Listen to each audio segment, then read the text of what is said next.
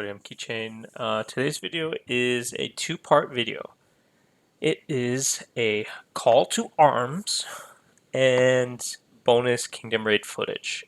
So the Kingdom Raid footage is going to be going on in the background, and then I'll, kind of commentate over it and talk about what's going on after we discuss the call to arms. So, in the description, I'll have the details of everything that's happening, plus the Discord boycott. We're going to be putting this out, but we want to crash or lag down the Guns of Glory servers using their own event. And we want to do this with Redguard Raid because it is a high stress event on the servers. The reason that Redguard Raid is a perfect candidate for this is because people don't need to be online for this event. You only need one of your R4s to be online to launch the event and have everybody know that the time is different. So the time that we want to do this is on Tuesday, the 23rd at 1600 UTC. Now the reason we picked 1600 UTC is because when Guns of Glory did the survey for Uncharted Seas, they released a survey on, which time works best for everybody, and the 1600 UTC got the most votes from the community, and that's what they changed the opening of the bridges and landmarks and things like that to. So they've already done the work for us. We don't need to repoll and try and figure all that out and deal with it ourselves.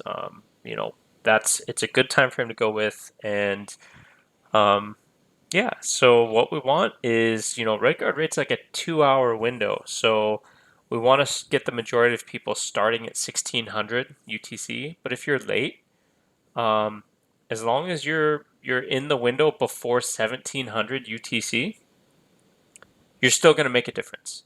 And you can do this on all, kingdom accounts. You could do it on your farm alliances. You can do it in your main alliance. Do it on any alliance that has kingdoms.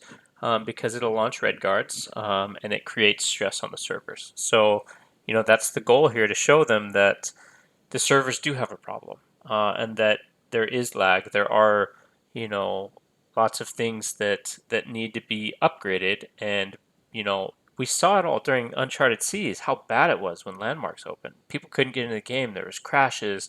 It crashed down Facebook logins. It messed everything up. And I think we can do the same thing with Redguard and say, look, your servers can't even handle us doing Redguard Raid at the same time. Like, you need to slow down the opening of the new kingdoms. You need to slow down the release of new events. You need to fix the bugs. You need to do all the things that we're asking for on the list. And you need to do them now. So, that's kind of what we're after. So I'll have it all typed out in the bottom. If you need to translate it, I'll have it copy-paste. You can copy-paste it and translate it over into Google Translate, but that's the plan. That's what I'm going with. So hopefully we can get everybody to participate. Hopefully we can share this video. And if that's all you came for was the call to arms, then this is the end of the video. So we're going to talk about Kingdom Raid from here on out. Okay, so if you were paying attention to the footage while I was talking, we were doing some mega rallies and practicing. The last set of mega rallies that didn't hit, oh, the timing was beautiful. Our marches were going to land on that castle within 1 second of each other. So, it was only 2 of us, right? But we're 2 of the rally leaders. So if we were going to be running a double mega rally on somebody, we need to practice our timing, and our timing was perfect. So hopefully we can get that timing down for some other events in case we need it. And then, yeah. So going on from here, we found another jackpot of resources. If you guys watch my videos, you know that I absolutely love resources.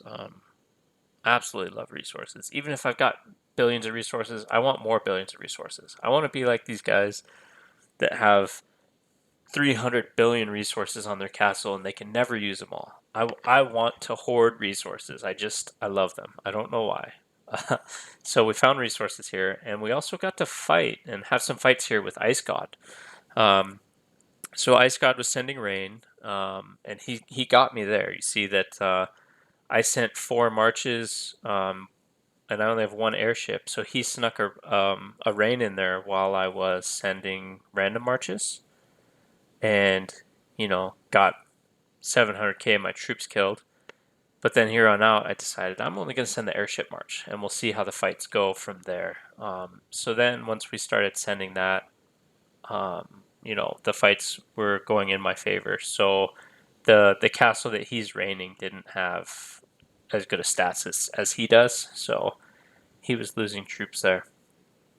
Now he actually added me after this, and we talked. I was worried that he was permanently losing these troops and that it wasn't counting them, because on the reports it was showing them as troops killed. It wasn't showing them as border hospital losses. It was showing them as troops killed.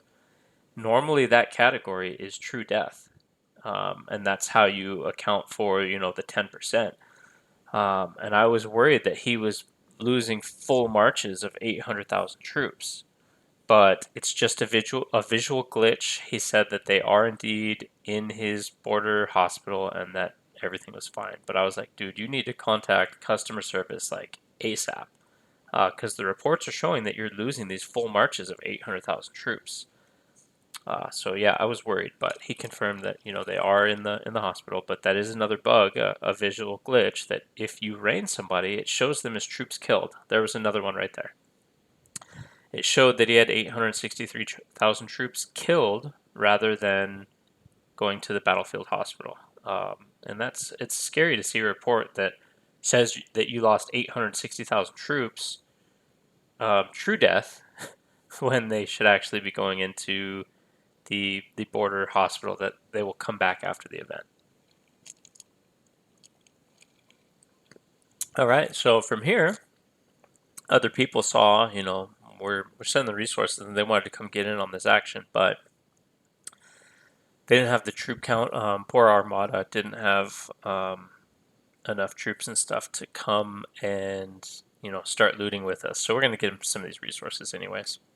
And Ice God came back for some more, so he healed up and came back to send more. But at this point, I wasn't sending very often extra marches. If someone poured it away, or the rain stopped, then I'd send my 4 or 5 marches. But if I see rain coming in, I was sending only my airship march just to be safe, because I didn't want to get caught out and lose troops being careless, trying to get the resources too fast.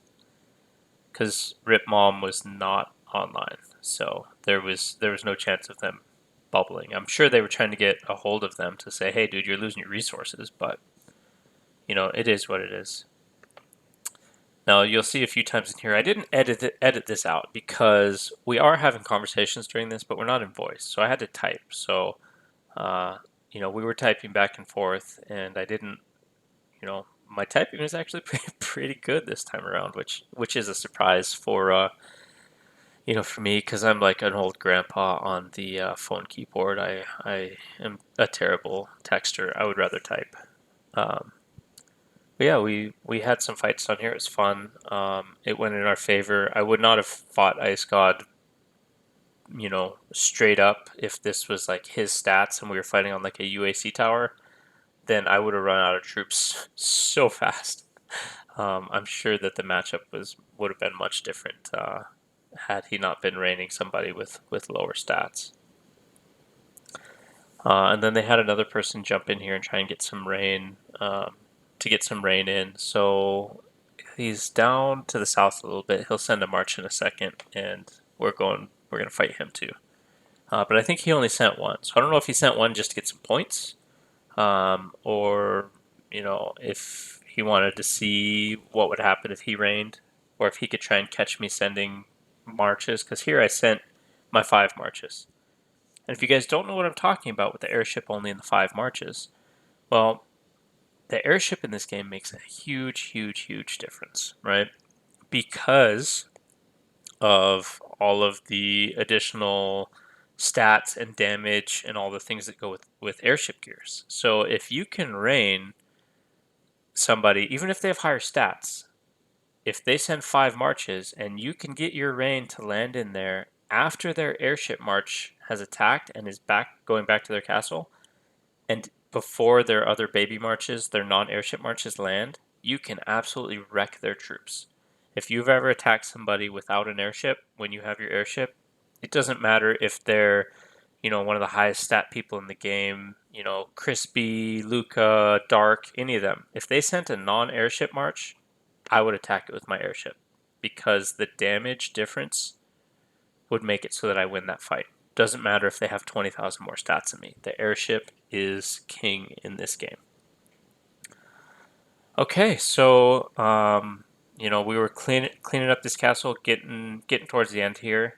Nobody else had been sending rain, so I was like, all right, we're almost done cleaning this out, and it's down to getting just silver, and waiting for it. I'm sending still airship because there were like 3 different people raining, so I didn't want to get caught out again. And then in just a second here, I'm trying not to spoil it. But yeah, I was telling them like I'm out of here. We were going around and megging people and doing that, but bam, here comes some more rain. It's the C-45. Panic mode. Everybody run. Stop, the C-45 is here. Time to run. So now there's tier 13s raining, and he's got, like a huge march. So we're out of there. We don't want to get hit. I don't want to get frozen and have him start a rally. Like, time to run. So we said, everybody peace out. Let's go. So I ran him out of there. Other people did the same. And that was the end of our fun for Friday night. But it was a good time. I ended up with like 6.5 billion points. So yeah. All right. Thanks for watching. Remember to like and subscribe if you're not a subscriber. And I will see you in the next video.